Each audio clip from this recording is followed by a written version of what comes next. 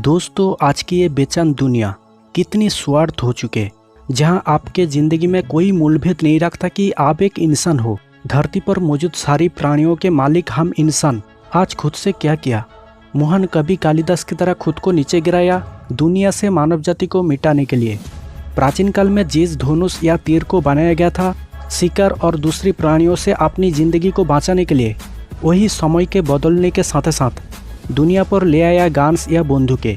हाँ, बिल्कुल ये अच्छी बात है कि हम मानव इंटेलिजेंट होने के साथ साथ टेक्नोलॉजी का डेवलपमेंट किया, लेकिन इतने कुछ कर पाने के बावजूद भी क्या फ़ायदा जब बिना सोचे इंसान को मार गिराता हो। फिर भी ये सब तो ठीक था, बट जब दुनिया में आया तोप, मिसाइल और तरह तरह के न्यूक्लियर हथियार, तब से एक कलरफुल दुनिया एक जंग बन के रह चुके।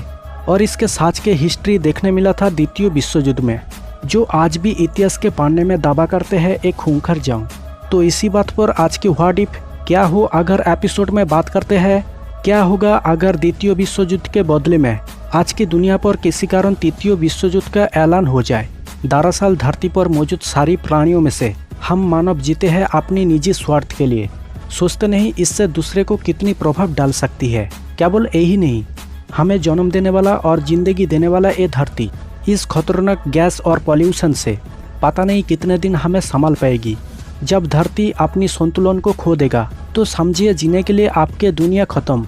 पर ऐसा कभी होगा तो जरूर, क्योंकि आज की ये दुनिया बेमतलबी से भरा हुआ है और इन सभी के जो ज़्यादातर वजह वो है भूमिस्थान, पैसा, कंपटीशन, ईगो, अय्याशी एक्सेट्रा।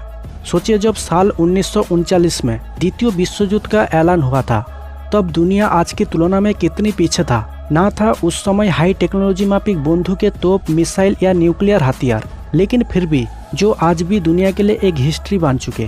द्वितीय विश्व युद्ध के समयकाल में जब ये संघर्ष पूरी दुनिया में फैल गया था तब कई लाखों लोगों की मौत हुआ था, कई परिवार उजड़ गया था केवल इस वजह से।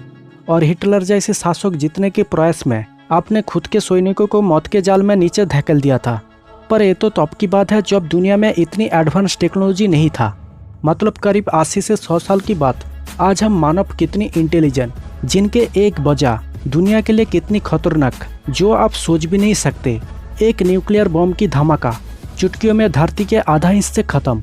आपको तो पता ही होगा जापान में हुई हिरोशिमा और नागासाकी के बारे में, जहां एटम बम को गिराने के बाद केवल तबाही नहीं हुई थी, बल्कि तबाही के बाद कई परिस्थिति पैदा हुई थी यहाँ पर, जो आज भी वहाँ के जेनरेशन झेल रहा है हैंडीकैप या ब्रीथ डिफेक्ट्स के रूप में। और इसके मेन जो वजह है एटॉमिक बम के विस्फोट से निकलने वाले रेडिएशन, जो जेनेटिक सेल को बदल देते हैं।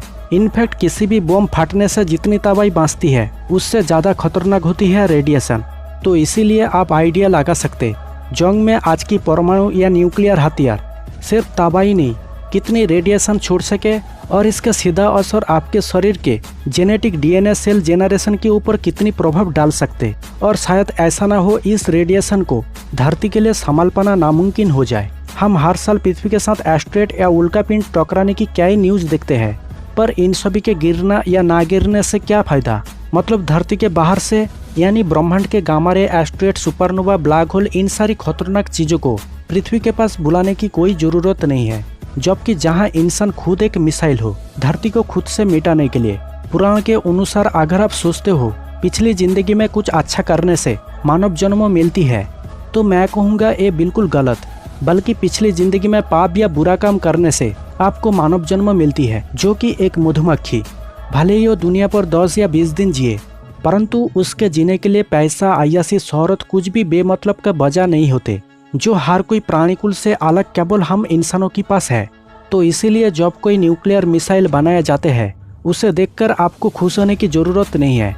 इनफैक्ट आप सोच सकते हो आपके ज़िंदगी को ख़त्म करने के लिए एक दानव या डायनासोर की पैदा हुआ। हो सकता है शायद तृतीय विश्व युद्ध जैसी भयावह परिस्थिति कभी पैदा ना हो। पर आखिर हम इंसान इन खूबसूरत दुनिया को खुद से क्या किया। तो दोस्तों, अगर ये वीडियो आपको बाकी में पसंद आया तो कमेंट कीजिए, साथ में वीडियो को लाइक, शेयर और चैनल को सब्सक्राइब करना ना भूले। दोस्तों, मैं मिलूंगा फिर से और एक नए साइंस वीडियो के साथ। तब तक के लिए जय हिंद, वंदे मातरम। आपकी दोस्त शिव प्रसाद।